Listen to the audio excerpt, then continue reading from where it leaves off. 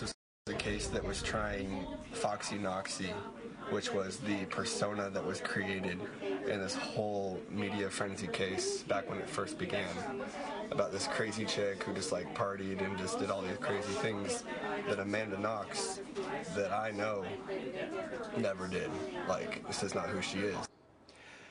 As you've heard, Amanda Knox, the sweet-looking 22-year-old exchange student from Seattle, Washington, has been convicted of all counts by the Italian court in the brutal murder of her British roommate, Meredith Kercher.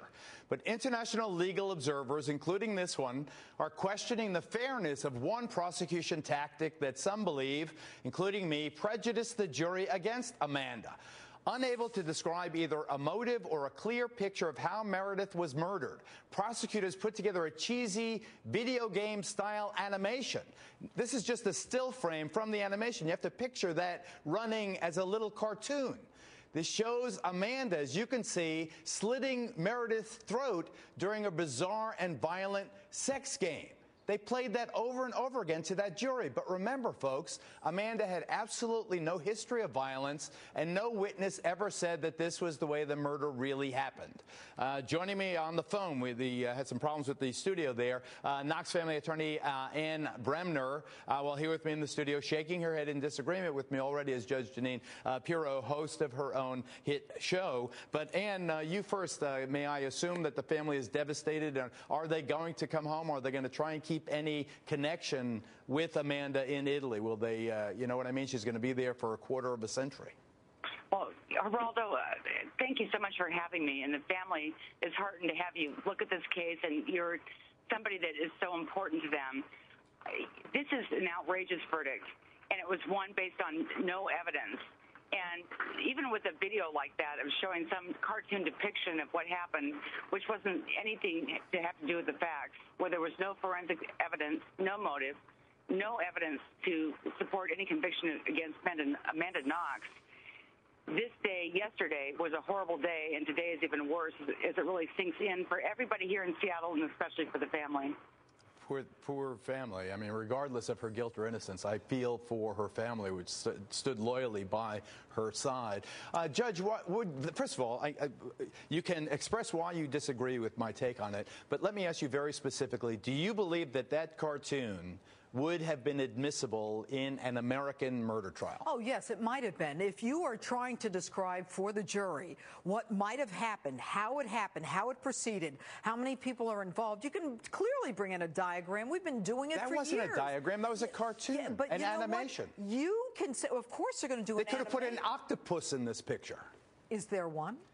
A flying saucer. You know what I mean? You can... No, but it has... When you juxtapose that animation, excuse me, I don't mean to interrupt, but when you juxtapose that animation with the gory scenes of Meredith Kercher's throat slit and the knife and all the rest of it, the jury, the 6 lay people for certain on the jury, who, by the way, don't have to be unanimous, they draw their mind's picture. Look, Geraldo, instead of talking about this diagram in this video, let's talk about the evidence as it appeared before the jury. Ann says no forensic evidence. Ann says no forensic, and I understand that. She's been hired by the family, and I don't have a problem with that. You've got Solicito, the boyfriend's DNA on the victim's bra.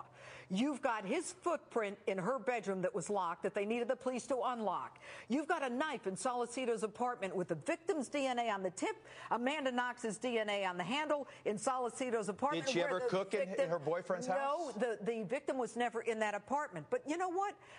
She is sweet looking, but your introduction here, is part of the problem. Is it because she's white and sweet looking that she doesn't fit our description of what a murderer should be? It's because she has no motive. What's her motive to cut the head off her roommate? Well, what's her motive? Geraldo, what is her motive for doing handstands? I know that our audience and me have played some sex games in our lives, but it never involved cutting people's heads off. And you know what? I don't know of anyone whose roommate is dead with her throat slit, who's doing handstands the next day at a police department, and who's making believe that this would have happened if I were present at the murder. Come on, Geraldo. She's American, and we all support her, but at the end of the day, there is a victim who's dead. It doesn't trouble you that there is absolutely no motive but this Foxy Knoxy, this sex. This is not a motive. Geraldo, this is a prejudice. They don't have to show motive, nor do we in the United States. But why did she do it? But as lay people here, as we reflect on this woman now facing 26 years behind bars.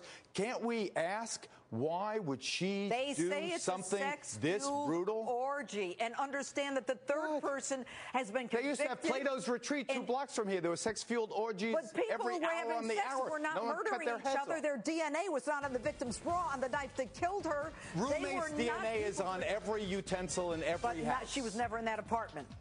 Amanda Knox, I think, will appeal. The appeal will not be granted, but they will cut her sentence, and I believe the Italians will at some point commute. They're going to retry her. I agree with you. All right. Thank you, Judge. You're welcome. Coming up,